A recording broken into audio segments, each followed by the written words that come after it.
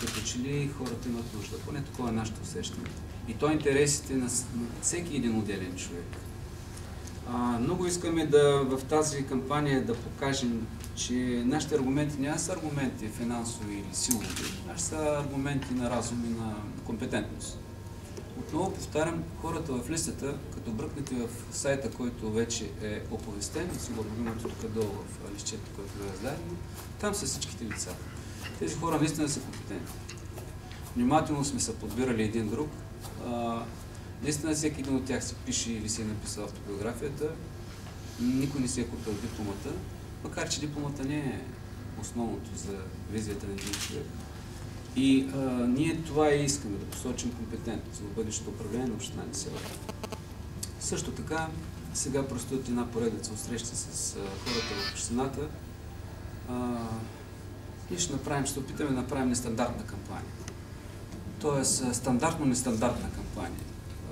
Извличайки проблемите на хората с всички групи, като започнати от лекари, рибари, автомонтьори, селскостопански производители. Във всеки един от този профил има проблеми, които са понатрупали и хората искат да почувстват, че някой мисли за тях и да се опитат не само да се споделят този проблем и да намерят виждане в решението на този проблем. Това ще е елемент и част от нашата бъдеща кампания.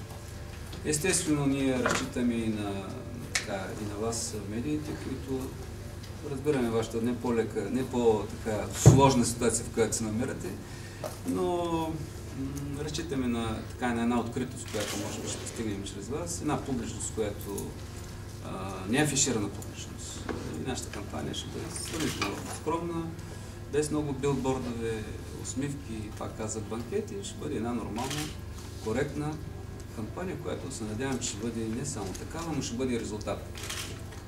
Благодаря.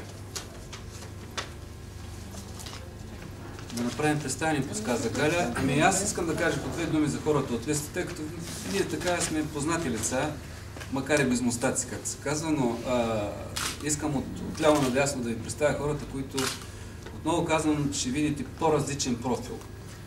Таня Кахълова е преподавател, учител в училището в град Свети Влас. Освен това, тя доскоро преди няколко години беше в читалище Яна Лъскова, беше секретар на това читалище. Човек с опит и с визия, тя си е от град Несебър, тъй като Несебърска снаха вече мога да кажем, че е Несебърска. Специално не е ангажирана и тя е профилирана в нашата група по проблемите на културата, образованието, проблемите с децата и така нататък.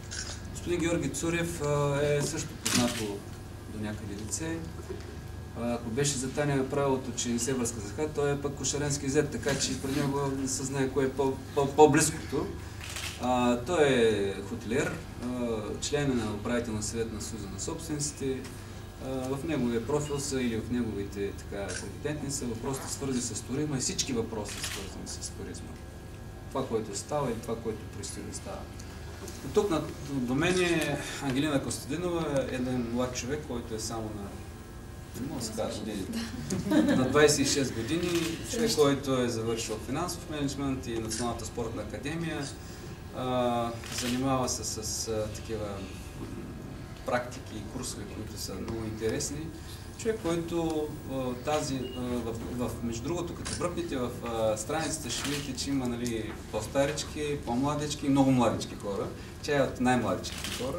Хора, които, макар че са младите хора, вие знаете, са индиферентни в политиката, все пак искат да бъдат част от някаква промяна, включително промяна в община Несебър. Другият човек, който също е ново лице, това е Костадин Станчев, човек, който е завършил политология и международни отношения. Един от малкото политолози, между прочим, с професионално образование в община Несебър. Той се е родом от Оризаря, но от дълги години вече не малко време живее в град Несебър. Сега е менеджер менеджер продажби на недвижими имоти в един голям комплекс в Слънчев бряг, микрокомплекс имам предвид. И при него са проблемите свързани също с младите хора, но и проблемите свързани с инвестиционния климат, политическите процеси и така нататък. Инженер Димитър Козаров също е добро познато лице. Това е човека, който ще го видите, макар че е кандидат на науките и малко хора знаят този факт, ще го видите съвсем скромно в някой ъгъл на някоя градина да чисти плевелите. Но това е човек с много опит, с много ерудиция и с много познания в областта на екологията.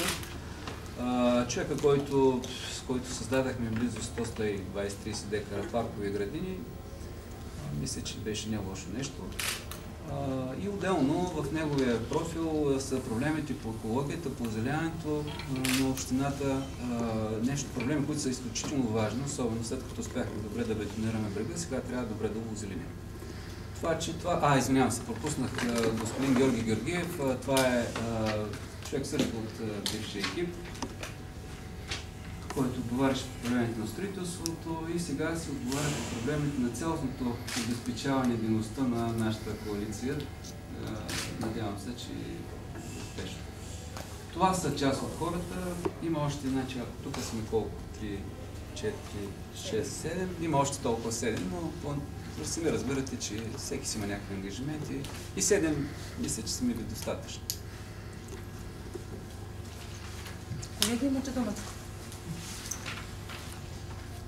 Господин Трифонов, звучи доста европейски това, което ни предлагате, като платформа и като начин на поведение. Смятате ли, че електората в Несебър е дорасъл до това да преодолее финансово мудринското статукво, което владее тая част от Черноморието?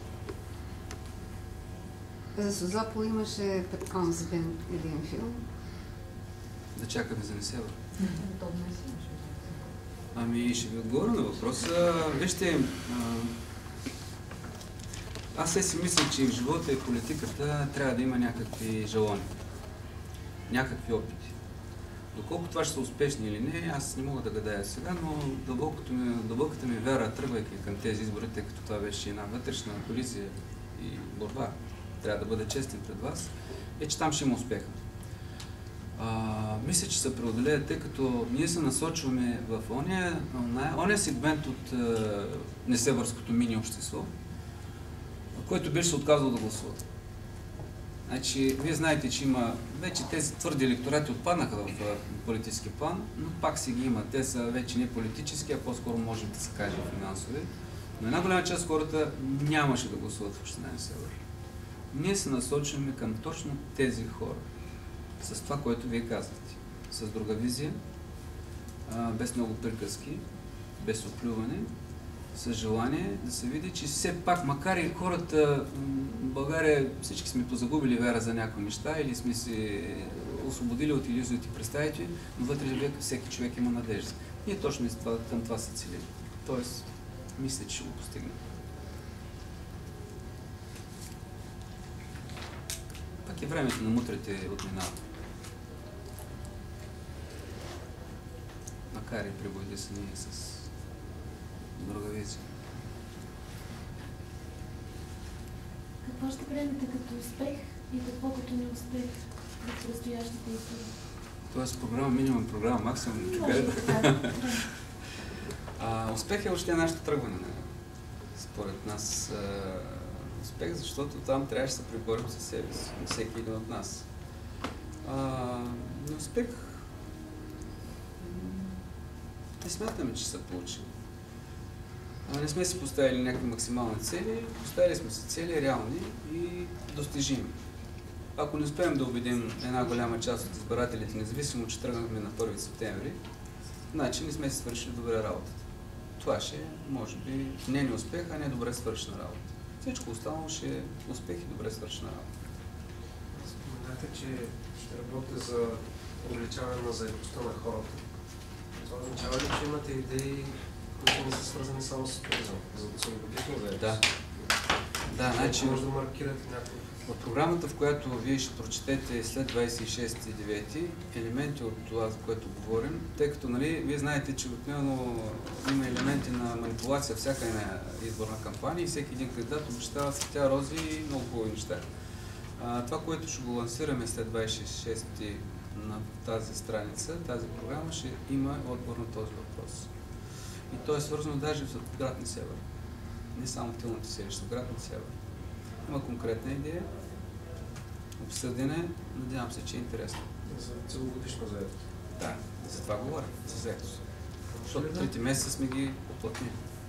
Може ли да посочите, казвате, че има дисбаланс в развитието на някои от населените места, едни за сметка на други, може ли да посочите с оставащите съставни селища и какво ще предприемате за тях? Ами, това, което е видимо, примерно, че Свети Влас се разви много добре в последните 4-5 години. И това не е лошо. Това, което е видимо, че село Кошарица има елементи на подобрение. Добре би било това да стане и за останалите селища. Примерно един обзор, който вървеше с доста темпо и те са свързани с туризма там, малко като че ли дръпна назад.